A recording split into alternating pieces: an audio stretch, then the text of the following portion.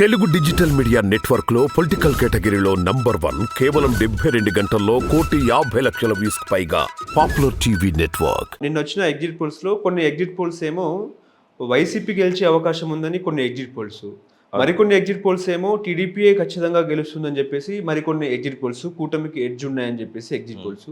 ఇవాళ ఇందాకే మనం బ్రేకింగ్ న్యూస్ చూసాము. సిఎన్ఎక్స్ కానీ అదేవిధంగా టైమ్స్ నౌలో వైఎస్ఆర్సీపీ గెలిచే అవకాశం ఉందని చెప్పేసి వాళ్ళ అంచనా వాళ్ళు వేశారు. మరి మనం ఎగ్జిట్ పోల్స్ని ఏ రకంగా నమ్మాలి? నిజంగా కొన్ని ఎగ్జిట్ పోల్స్ తారుమారయ్యే అవకాశం కూడా లేకపోలేదు. మీ అంచనా ఏంటండి ఎగ్జిట్ పోల్స్ మీద? బట్ ఎగ్జిట్ పోల్స్ గురించి నాకు పూర్తిగా అవగాహన లేదండి. బట్ నేను కొన్ని సమయాలు పేపర్లు చదివేటప్పుడు, కొన్ని సమయాల్లో నేను రాజకీయ పరిస్థితులు కనుక గమనించినట్లయితే, కొన్ని సమయాల్లో ఎగ్జిట్ పోల్స్లో ఆయా వ్యక్తులు చెప్పిన విషయాలు 100% జరుగుతూ ఉండడం మనం గమనిస్తూ ఉంటాం.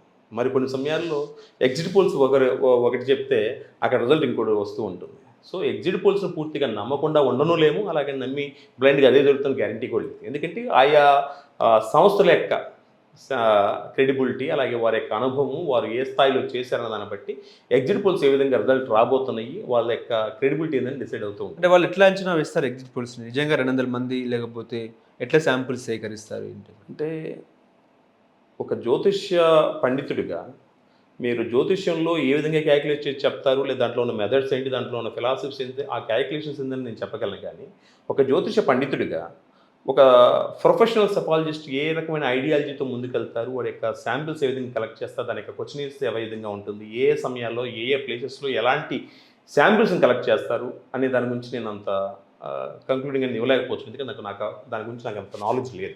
కానీ ఒకటి మాత్రం వాస్తవం, అంటే నేను గత కొంతకాలంగా నాకు చూసినట్లయితే, అంటే నాకు వీటి గురించి పెద్దగా అవగాహన లేదండి.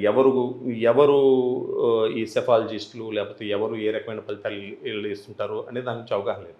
బట్ తరచుగా మనం కనుక వింటూ ఉన్నట్లయితే, ఒక న్యూస్ ఛానల్ తీసుకున్నట్లయితే, న్యూస్ కనుక తీసుకుంటే ఓ పలానా ఛానల్ బాగా అందరూ గుర్తిస్తూ ఉంటారు. అలాగే ఎంటర్టైన్మెంట్ తీసుకుంటే పలానా ఛానల్ గుర్తిస్తూ ఉంటారు. ఈరోజు సోషల్ మీడియాలో కనుక తీసుకున్నట్లయితే తెలుగు పాపులర్ టీవీ ఒక ప్రపంచం అండి. సో నిజాన్ని నిక్కచ్చిగా ముక్కుసుడిగా చెప్పే ప్రయత్నం చేస్తూ ఉంటుంది. థ్యాంక్ యూ అండి. సో ఆ రకంగా కనుక తీసుకున్నట్లయితే, ఈ సెఫాలజిస్టుల్లో నేనైతే ఆరా మస్తాన్ గారి గురించి తరచుగా వింటూ ఉంటానండి. బహుశా ఆరా మస్తాన్ గారు ఇప్పటివరకు ఇచ్చిన ఫలితాలు 100% వాస్తవం అని చెప్పి నేను భావిస్తున్నాను. అంటే అన్నీ నాకు తెలియకపోవచ్చు, బట్ నాకు తెలిసినంత వరకు ఆయన ఇచ్చిన ఫలితాలు అన్నీ ముఖ్యుడిగా జరుగుతూ ఉంటాయి, లెక్కచ్చిగా జరుగుతూ ఉంటాయి. వారు ఖచ్చితమైన ఫలితాలు ఇవ్వడంలో నిష్ణాతులు అని చెప్పి అందరూ అంటూ ఉంటారని నేను కొన్ని సమయాల పేపర్లు కూడా చదువుతూ ఉంటాం. సో అలాంటి ఆరా మస్తాన్ గారు మన తెలుగువాడు అవటం అనేది మనకు గర్వకారణం అండి. ఓకే, అలాంటి గొప్ప వ్యక్తి ఈసారి వైఎస్ఆర్సీపీ గెలుస్తుందని చెప్పి, అలాగే ఎన్ని సీట్లు అనేది చెప్పారు నాకు గట్ల గుర్తులేదండి. ఆయన వైఎస్ఆర్సీపీ గెలుస్తుందని చెప్పినట్టుగా నేను విన్నాను ఎవరో చెప్పగా. సో నాకు తెలిసి ఒక ఆరా మస్తాన్ గారు బహుశా సెఫాలజీ రంగంలో దేశంలోనే టాప్ 5 టాప్ 10 ఒకరు అనుకుంటాను, లేదా ఆంధ్రలో మన తెలుగు వాళ్ళు కనుక తీసుకుంటే బహుశా నెంబర్ 1 పొజిషన్లో ఉన్నారేమో అని చెప్పి నేను భావిస్తాను. అలాంటి ఒక లెజెండరీ పర్సన్ వైఎస్ఆర్సీపీ పార్టీ గెలుస్తుందని చెప్పడం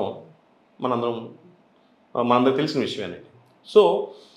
సో కంక్లూడింగ్ ఏంటంటే, ఒక జ్యోతిష పండితుడిగా ఎవరు ఏ ఫలితాలను ఇవ్వనేయండి, ఏ సెఫాలజిస్టు ఏ రకమైన ఫలితాలైనా ఇవ్వనేయండి, రకరకాల ఆర్గనైజేషన్స్, రకరకాల సెఫాలజీ నిపుణులు ఆయా పార్టీలకి గురించి సర్వే చేసినప్పుడు ఏ పార్టీ గెలుస్తుంది, ఏ పార్టీ ఓడిపోవడానికి అవకాశం ఉంది, ఏ పార్టీకి ఎన్ని సీట్లు రావడానికి అవకాశం ఉంది అనేది వారి అభిప్రాయాన్ని వెల్లడించే ప్రయత్నం చేస్తూ ఉంటారు. ఎవరు ఏ ఫలితాన్ని వెల్లడించినప్పటికీ కూడా ప్రజలు ఆల్రెడీ డిసైడ్ అయ్యారు. వారి యొక్క ఫలితం అనేది ఈవీఎం బాక్సుల్లో భద్రంగా భద్రపరచడం ఉంది. మరికొద్ది రోజుల్లో మరికొద్ది గంటల్లోనే రాబోతుంది. అయితే ఇక్కడ ఆరా మస్తాన్ గారితో నేను ఏకీవిస్తున్నానా లేదా అనే విషయంగా తీసుకున్నట్లయితే, నేను పండితుడిని, నా క్యాలిక్యులేషన్ మాత్రం నేను చెప్పగలను. కానీ ఆయన ఏదో చెప్పాను, ఆయనతో ఏకీవించడమో లేదా ఇంకో ఏదో చెప్పని వేధించడం అనేది ఉండదండి. బట్ ఒక వ్యక్తిగా, మన తెలుగువాడిగా ఆయన విషయంలో గర్వపడతాం.